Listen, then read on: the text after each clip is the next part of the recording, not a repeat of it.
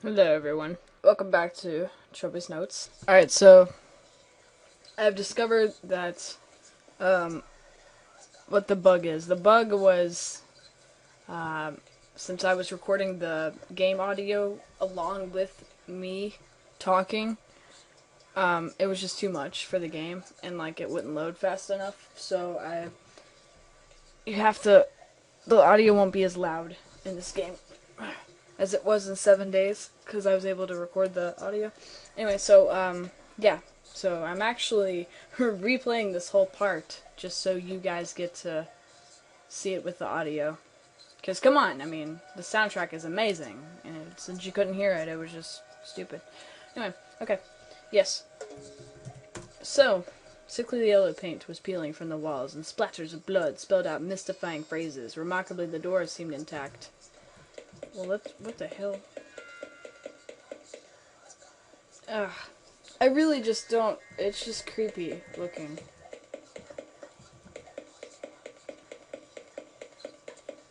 Run! Ugh. Okay. Well, I can't run. So, I'm just gonna stroll up to you, sir. Headless corpse. Nice. Touch corpse. I wasn't sure how to. You just reach out and touch it. They appear to be entries from a diary. Diary of Anne Frank. Oh my god. Okay. July 18th. We're turning this up so you guys can hear the sound. There we go. Felicia and I took shelter from the storm in a decrepit old hotel in the forest. It seemed to be completely deserted. So we bedded down in the floor of the lobby for the night. It is so peaceful here. The noise of the storm seems so far away. Exploring the hotel, it has become increasingly clear that this place is not as innocent as it first seemed. We found ancient corpses and evidence of terrible deeds in several of the rooms. The storm has cleared, and we intend to leave as soon as possible. I am certain now that devilry is at work. Every path we take through the forest brings us back to the hotel. We spent a whole day trying routes to no avail. Felicia keeps talking of a demon she fancies she saw in the hotel kitchen last night. Felicia is dead. I was too late to help her. I saw her murderer, just as she did. Perhaps I will be next. I'm beginning to understand. No! The murderous figure in black, the one whose body is savagely stretched into a mockery of a form, is not the architect of this nightmare. Rather, this is the work of that hideous lord of the Forbidden Lands. God forgive me. I built a shrine to my captor in the lobby in an attempt to appease it.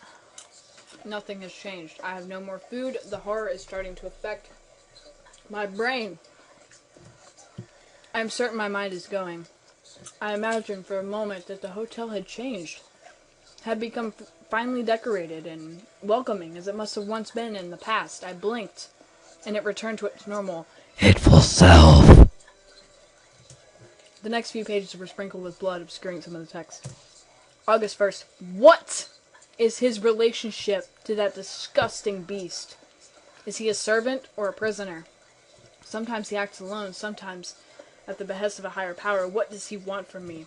August 3rd. He is after me now. I think I must have done something wrong. August 4th. It hurts. That was the last readable entry. I decided not to take them with me. They were covered in blood and all, stuck together. Well, good call. The lobby, too, had been tainted, and the painting I saw was absent. Presumably it only existed in the hotel's normal form. If that was the case, I needed to find a way back there, or dispel the hallucination if this truly was all in my mind. At this stage, I was beginning to wonder if this really was all John Defoe's doing. It didn't seem his style, somehow. But what other evil could possibly be the culprit? Yo, mama!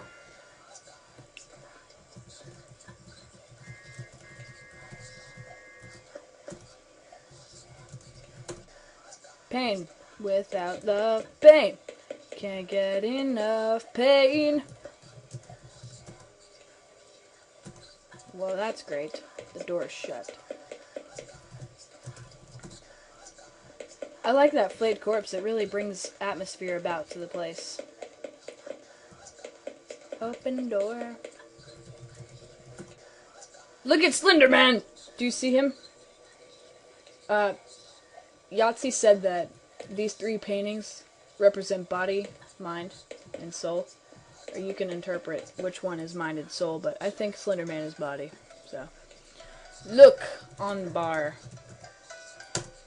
Lying on the bar, long nose pliers. Take pliers. They're rusty but functional. I took them with me. Okay. Look at this place. It looks like Silent Hill to me. Oh my god, what is that? What is that? What is that? What is that? What is that? What is that on the table? You guys thought I was talking about the corpse, weren't you? No, he's normal. What is this? In under tablecloths, yelling, stinking with age, there's a plate of rancid meat on the center one, adding its evil stench to the air. Evil stench! Smells like, looks like evil. Completely flayed, glistened wetly with blood. Lick, corpse. I did not understand lick. Yes, you did. Yes, you did. Refuse to open. Alright, let's use pliers on nails. Let's take him down! We're coming down! God, that... Nah, that gets me every time. I have chill bumps right now. Slender Man, what are you doing? It's a unisex bathroom. Open door. Open sesame! No! That's what it says on the wall. Take object. Take thing. What the fuck? What is that? Take brown square. Take it. Take the paper. Paper. Look. Gloomy lavatories. Look on sink. Look on counter. There we go. Sealed envelope. Take envelope. Baffled, I took the envelope. It was strangely bulky, and I tore it open. There we go. A White's pill bottle and a note fell out into my hand. Oh. I here enclose the note with this report. Trilby, if you're reading this, then you too have seen the hotel change. At present, I have no idea if the alternative hotel is part of the ethereal realm or some kind of construct, a pocket dimension. Whoops. There is a definite correlation between one's level of agitation and one's tendency to reality shift. Fear is your enemy. It leaves you shining like a beacon for whatever evil brought us to this place. Encloses a bottle of tranquilizers from my personal first aid kit. When you find yourself shifting into the other place, take a pill and try to calm down. In the real hotel will return. Do not let it concern you. I am researching the phenomenon. Your task is to find a foe. Good luck, Agent Langman. Langman's letter raised more questions than it answered. I pocketed the pill bottle. Well, that's weird.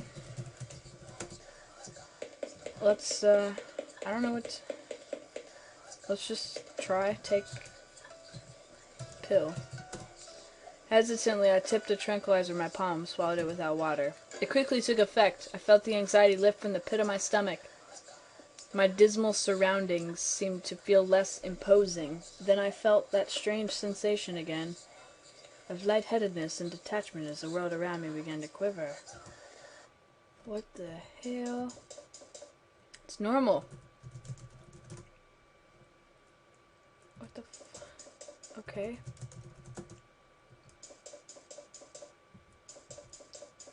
What? I'm so confused right now. Like, what does this look like in here? Oh, it's pretty. What's the bathroom look like? Oh my god. I seem somewhat pale, but I wasn't fine. Of course you're fine. You're still alive after that hotel place. That's weird. That's crazy. I don't know. I feel happy now. Now let's look at this painting. Look at painting. I was frankly astonished that Matthew Defoe's painting had survived the immolation of Defoe Manor. As I stared at it, it seemed that the surrounding room began to blur, till only the painting was in focus. I fancied I could hear the creaks and whispers of Defoe Manor's hallways. I felt a bizarre urge to reach out and touch the painting. Touch it. Touch it. You know you want to. Touch this painting. As I stepped closer, I could feel sound becoming muffled and my head spinning. As if I were about to faint, my hand, as if pulled by an invisible string, reached down towards my penis. Oh. Defoe Manor, July 28th, A.D., 1821. Matthew Defoe is 15 years old today. He's excitedly putting the finishing touches to a painting which his father commented on encouragingly. The first time he has ever been supportive of Matthew's artistic leanings. Matthew is now convinced that his father is lifting from the mysterious depression that has plagued him for as long as either of them can remember.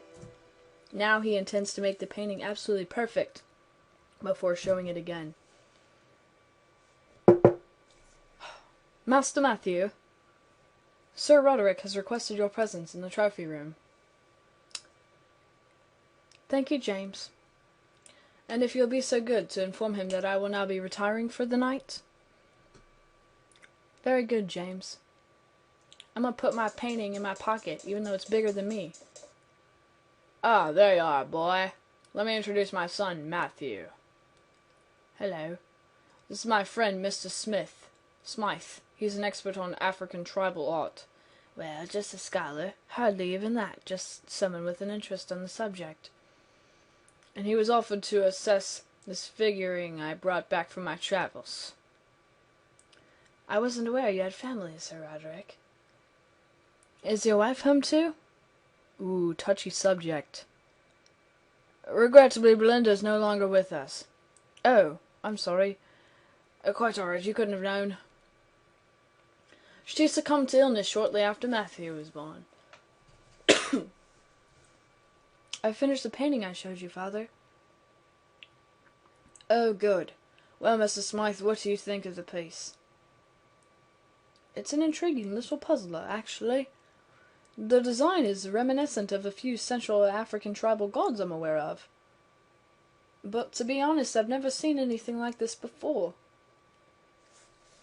May I ask how you acquired it? I'm glad you asked. It was 20 years ago, when I was a younger man, my first travels on the Dark Continent. That's racist. We were traveling along the west coast when our barrow spotted a ship that had run aground. It was an English clipper named the Sea Angel. Short exclamation revealed every single crewman had just disappeared. Of course, we immediately sent a letter to the nearest embassy to report the finding. But the point is, I was on the lowest deck of the ship that I found this very figurine you see before you today. Today? What an extraordinary tale, but how did you account for there being an African tribal guarding our village festival? We were as confused as you are. It wasn't a slave trading vessel, but there must have been a Negro on the crew. He said Negro. It has been a personal mystery of mine ever since. I was hoping you could help shed a little light on the matter. Matter? What's the matter? But there is more to tell. I haven't even begun to recount the strange events that have surrounded this artifact. Very strange. Would you care for a glass of brandy? Oh, thank you, that would be most kind. Matthew, fetch the brandy from the kitchen and some glasses. Yes, Father. Oh, snap! There's actually a door in this kitchen. There's not a refrigerator. Look at... whoa. Apron. That's the apron. Look at machete. That is a machete. So it looks like John just used stuff that was around the room. Oh god. I fell forward. Get the brandy. Get it. Oh. Hello. You haven't tried to speak to me in a while.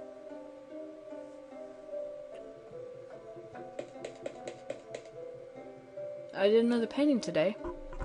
Showed it to Father. He said it was promising. I keep trying to tell him about you, but he never listens. You haven't knocked for me in so long I was beginning to wonder if you were a figment of my imagination. Am I schizophrenic? What's going on? Hey, do you want to see my painting? I'm not sure how he gets it through the door. What is this guy, dumb?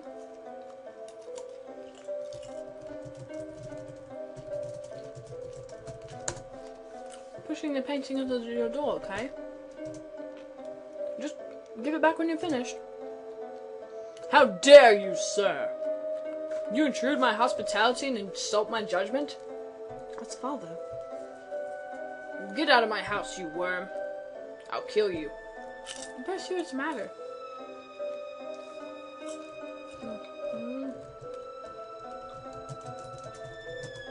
I'm just gonna go see what's wrong with father.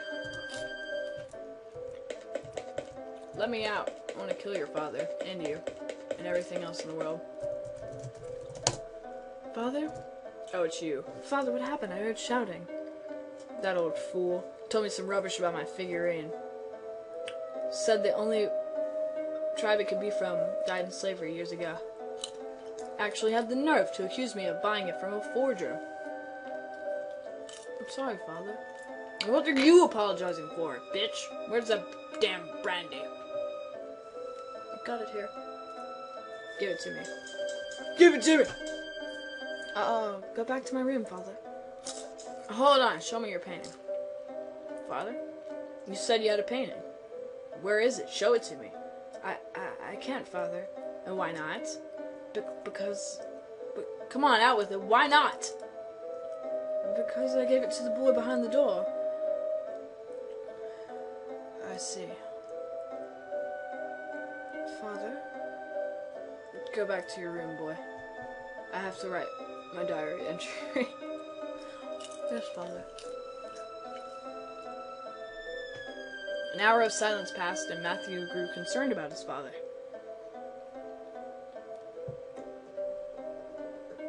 Oh, sorry. Strangely, the most disturbing thing had been Sir Roderick's reaction to Matthew mentioning the boy behind the door. In the past, raising this had usually provoked violent rage or an instant flat-out denial. Matthew understood what sort of anxiety was going, or wondered, not understood, what was going through his father's mind. Smash! What was that? Father, what are you doing?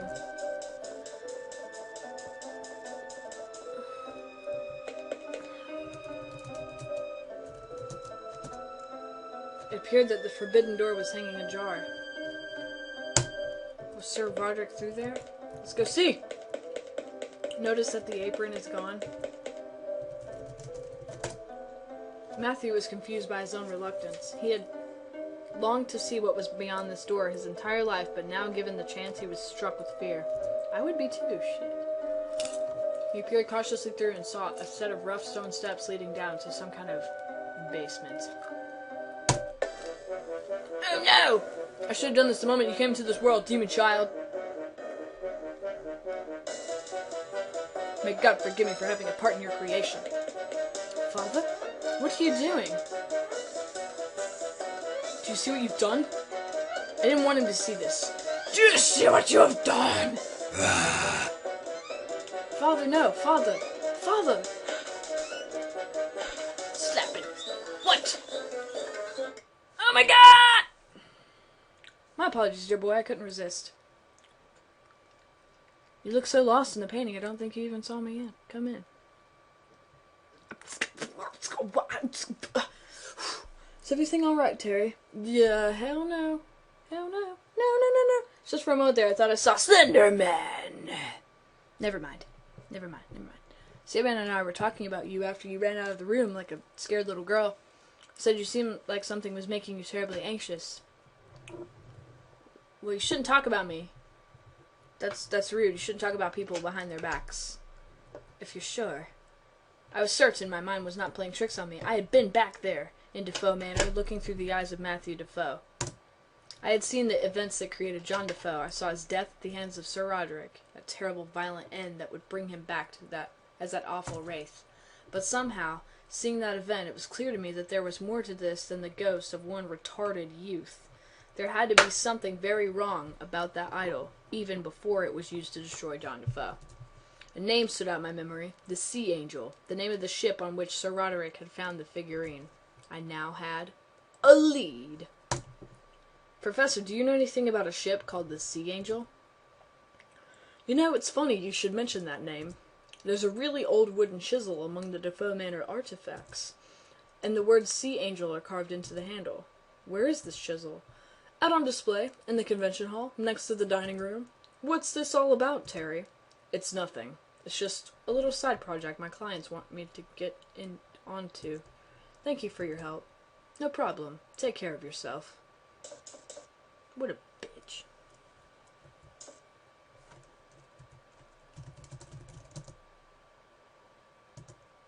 The fifth man who desired judgment was the child, whose father held the carving of the slave. The prince came to him, the prince being Slender Man, came to him, and was at once rightly pleased with what he found, for the house of the child and his father already knew well the name of the king. And as the prince watched, the child was thrown down by his father, and broken with the wood of the prince's soul.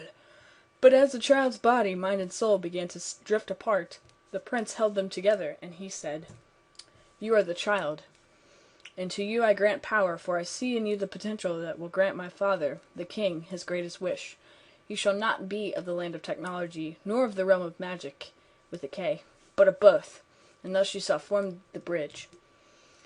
And across the bridge the king shall come to bring his message to the men of technology. Through you, child, the bridge will come, and thus I name you the bridge keeper." And the prince touched the child, and he was the bridge keeper, and his three aspects were granted power, so that his soul would join with the prince's soul in the wood of the tree. And the bridge keeper rose up and threw down his father, and threw down his brother, and truly did they know the name of the king. And into the house of his father went the body and the mind of the bridge keeper. Alright, I'm going to stop it here. So, like if you liked, favorite if you loved it, and join me next time for part 3 of Trilby's Notes. Yeah. Look at the... Do you see Slender Man? Look at Slender Man. Look. Left poster was hung on a portrait of the strange masked figure. He is not masked. That is his face. And glimpse in the hotel. The middle poster was blank. The third was smashed. They'll do it. Tell me what? Slender Man. No. No. Stop it. Look in the mirror. Cracks twist in my reflection is something most unpleasing. You're unpleasing. I have chills all over. Strange sensation again of lightheadedness and detachment to the world. Quiver. Holy crap. Why? I'm so confused. Why? Am I? What? Did you guys see that? I was the welder for a second. Hello? I don't want to be here. Touch it! My hand, as if pulled by an invisible string, reached down to my penis. Victim 5, the child. I just spilled my Mountain Dew everywhere!